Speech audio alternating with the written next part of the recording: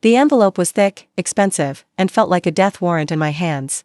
It was made of a heavy, cream-colored paper that screamed of money and power, a stark contrast to the peeling paint and faded linoleum of my studio apartment.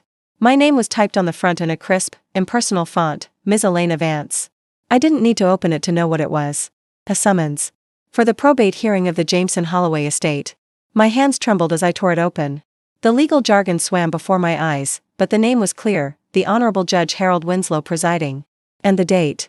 3 days from now. A cold knot tightened in my stomach. They weren't just excluding me, they were formally notifying me of my own erasure. They wanted me to know the exact time and place where my existence would be legally invalidated.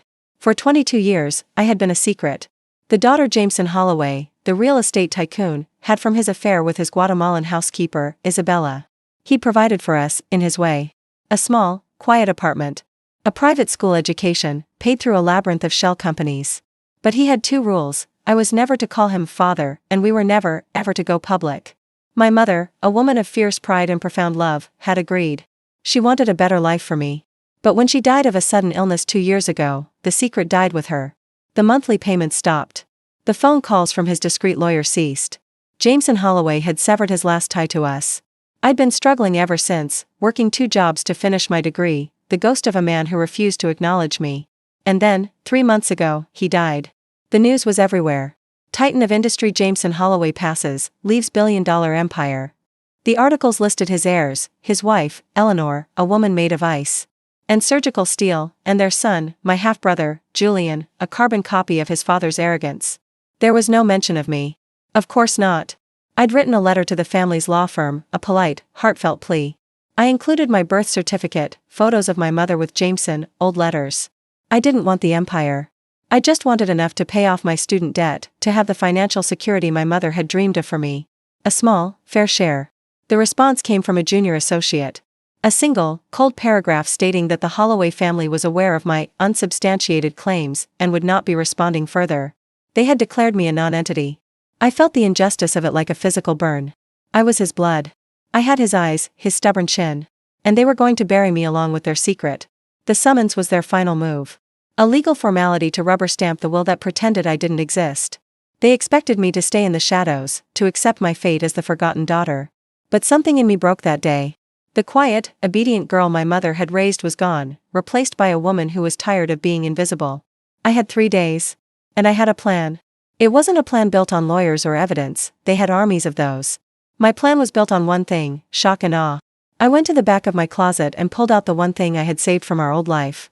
A simple, elegant, black designer dress. My mother had bought it for me with a year's worth of savings, for a high school graduation Jameson hadn't attended. For when you need to look like you belong in the room, she'd said, her eyes full of a sad, fierce hope. I took it to a tailor. I emptied my meager savings account to have it altered to perfection. The morning of the hearing, I stood before the mirror. The dress fit like a second skin, severe and powerful.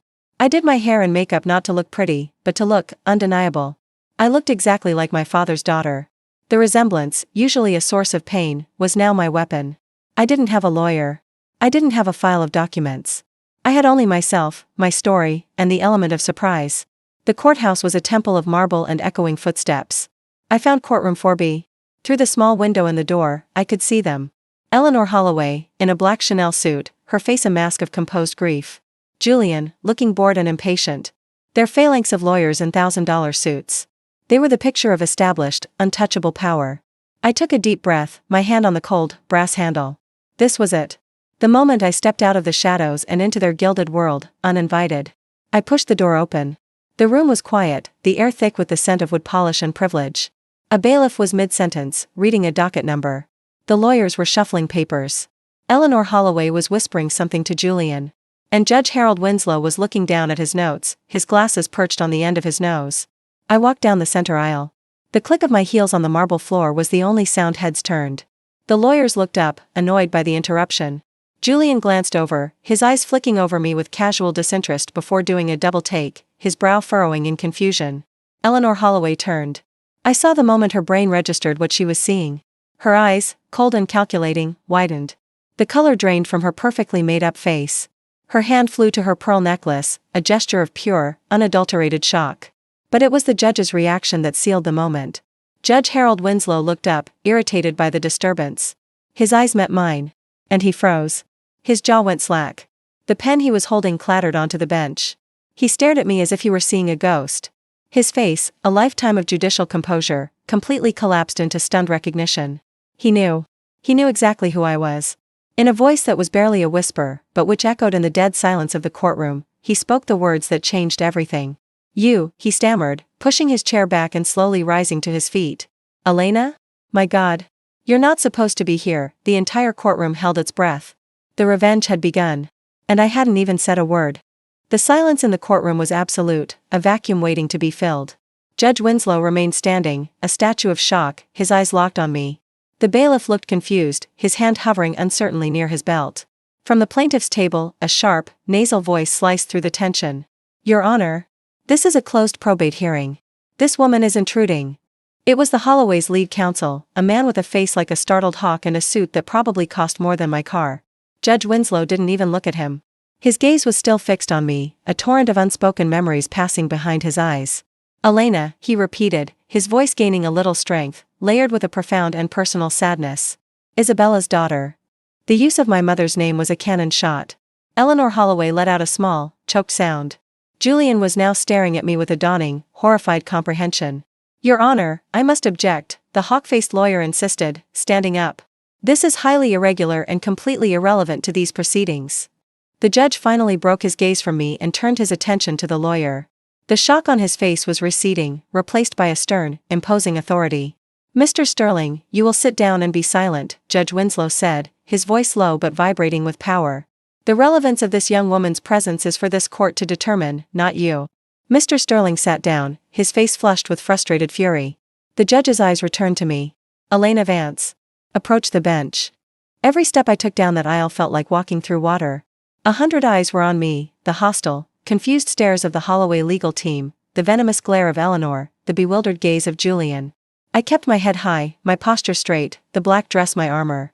I stopped before the high wooden bench, looking up at the man who had clearly known my father, and my mother, intimately. "Your Honor," I said, my voice clear and steady, belying the storm of nerves inside me. "Elena," he said, his voice softening. "The last time I saw you, you were 5 years old. You were holding your mother's hand." He shook his head, as if clearing a ghost. "Why are you here?" This was my moment. My only moment. "I am here, Your Honor, because I am the daughter of Jameson Holloway. I am here because I was notified of this hearing to settle his estate, an estate from which I have been willfully and maliciously excluded. I am here to claim my rightful inheritance." A wave of murmurs swept through the courtroom. Eleanor Holloway shot to her feet. "That is a lie. A vicious, gold-digging lie. Jameson would never." "Eleanor, sit down." Judge Winslow's voice cracked like a whip. The force of it stunned her into silence. She sank back into her chair, trembling with rage. The judge looked back at me. "Do you have legal representation? Do you have evidence to support this claim?" "I have no lawyer, Your Honor." "They have all the lawyers," I said, gesturing to the army of suits at the other table. "And as for evidence? I have myself. I have my face, which is my father's face. I have my birth certificate, listing Jameson Holloway as my father. And I have you, Your Honor. You recognized me the moment I walked in. You knew my mother. You know the truth." It was a gamble of epic proportions. I was putting all my faith on the conscience of one man. Judge Winslow stared at me for a long, agonizing moment. The entire fate of the Holloway empire hung in his silence. He looked from my determined face to Eleanor's furious one, to Julian's confused scowl. He saw it. The undeniable truth. The living, breathing proof of his old friend's infidelity and his family's cruelty. He let out a long, weary sigh, the sound of a man burdened by history. "This hearing is adjourned," he announced, his voice echoing in the stunned courtroom. "The matter of the Holloway estate is hereby suspended pending a full and formal investigation into the claims of Elena Vance. I am appointing a neutral, third-party executor to oversee the estate in this process." He fixed the Holloway table with a gimlet stare. "And I am issuing a temporary injunction freezing all major assets and accounts until this matter is resolved." It was a legal earthquake. Eleanor Holloway looked as if she'd been physically struck. Julian was frantically whispering to Mr. Sterling, who was frantically scribbling on a legal pad. The judge banged his gavel. "Court is adjourned." As the room erupted into chaotic noise, Judge Winslow leaned over the bench, his voice for me alone. "Your mother," he said softly, "was a good woman. She deserved better.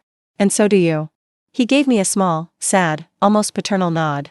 "Be careful, Elena. You've just kicked a hornet's nest. I turned and walked back up the aisle, the eyes of my enemies burning into my back. I had done it. I had stopped the machine. I had forced them to see me. But as I pushed through the heavy courtroom doors and stepped back into the hallway, the adrenaline began to fade, replaced by a cold prickle of fear. The judge was right. I had kicked a hornet's nest. And the hornets were billionaires with everything to lose. My silent revenge was no longer silent. And the war had just begun. The fallout was immediate and vicious. By the time I got home, my phone was blowing up with calls from numbers I didn't recognize. Reporters.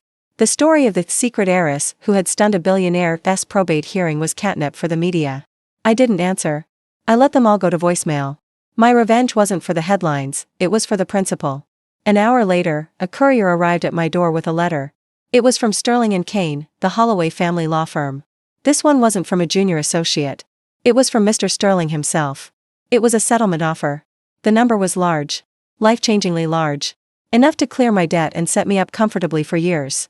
The condition was simple: I would sign a comprehensive non-disclosure agreement, renounce all future claims to the Holloway estate, and vanish forever. It was the same deal they'd always offered: money for silence. Erasure with a paycheck. I crumpled the letter and threw it in the trash. It wasn't about the money anymore. It was about the admission.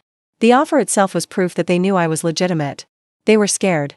The next day, a process server found me. I was being sued.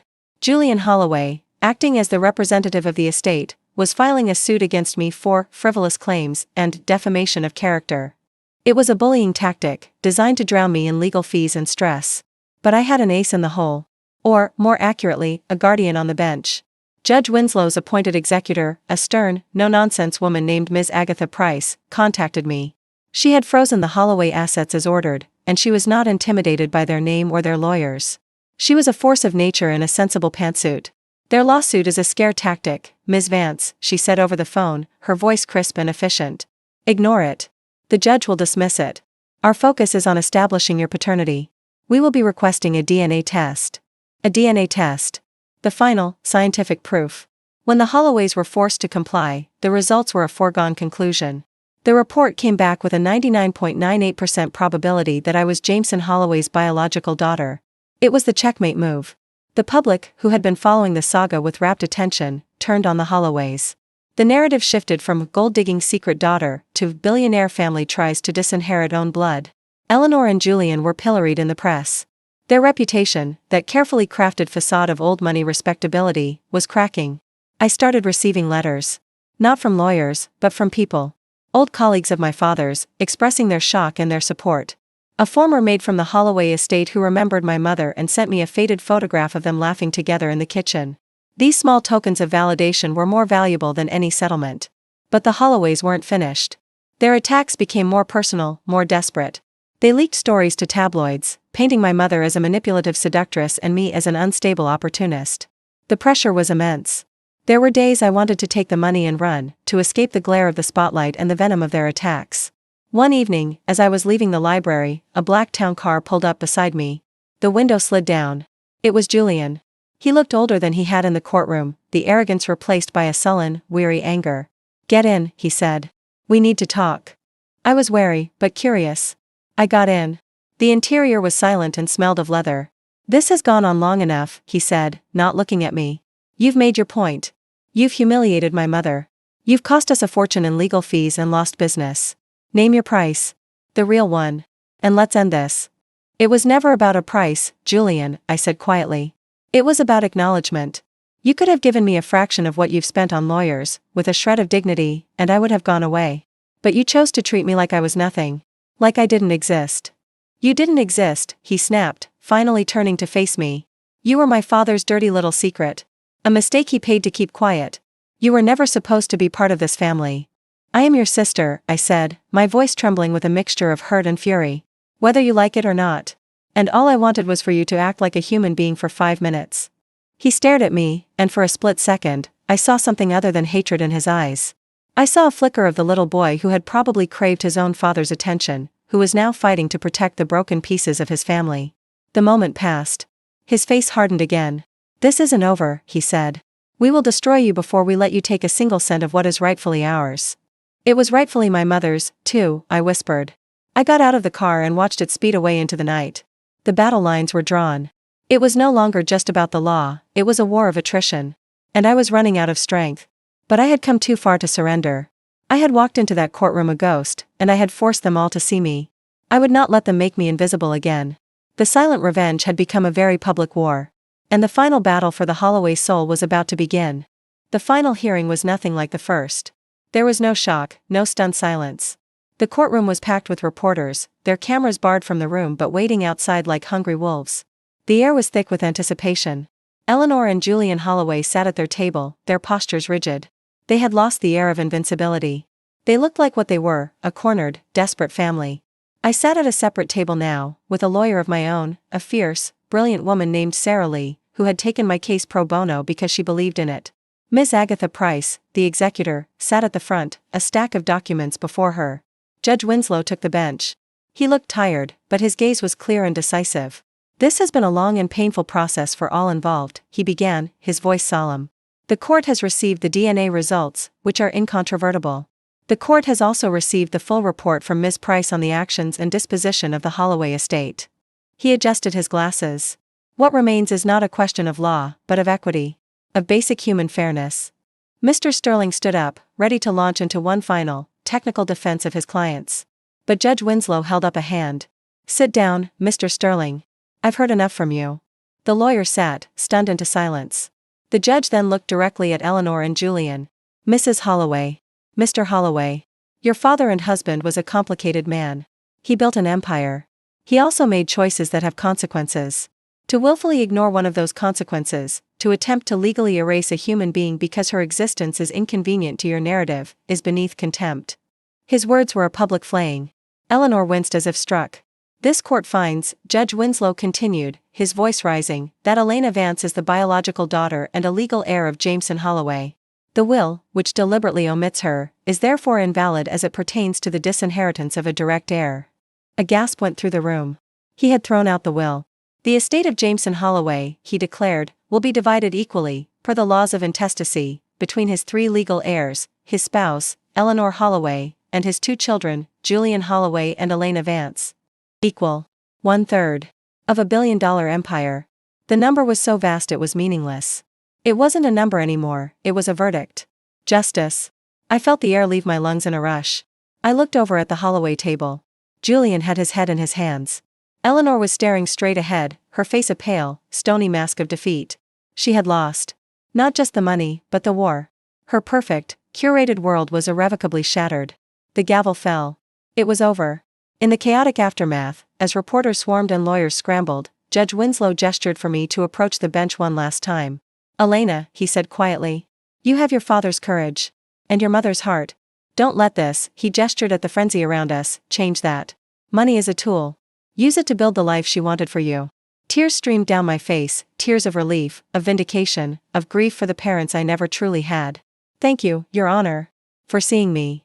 I walked out of the courthouse a different person. The secret daughter was a secret no more. I was Elena Vance, heir. The revenge was complete. But as the initial euphoria faded, I felt not triumph, but a profound emptiness. I had wanted acknowledgement, and I had gotten it in the most dramatic way possible. I had wanted to belong, and I had torn a family apart to claim my peace. Weeks later, the funds were transferred. The number in my bank account was fictional, a string of digits from a fantasy. I paid off my debt. I bought a small, comfortable house. I set up a charitable foundation in my mother's name, dedicated to helping the children of immigrants access education and legal aid. One afternoon, a package arrived. It was from Julian. Inside was a simple, leather-bound journal. There was no note. I opened it. It was my father's. The pages were filled with his cramped, frantic handwriting, business ideas, musings, regrets. And on the last few pages, entries about my mother. About me. Words of love, of guilt, of a man trapped between two worlds. "I saw Elena today. She has Isabella's smile. I am a coward." It was the acknowledgement I had craved. It had been there all along, locked in a journal, written by a man too weak to say it to my face. I never heard from Eleanor or Julian again. The money had built a wall between us higher than any silence ever had. My revenge had not brought me a family. It had brought me freedom. It had given me the power to define my own life, on my own terms. I had gone into that courtroom seeking validation from the family that rejected me. I walked out with something far more valuable, the validation of my own worth, fought for and won by my own hand. And sometimes, the most silent revenge of all is simply to live a peaceful, happy life, far away from the ghosts of the past. The greatest inheritance is not a fortune, but the truth. And the most powerful revenge is not in taking what was theirs, but in reclaiming what was always rightfully yours, your name, your story, and your place in the world. This has been Silent Revenge.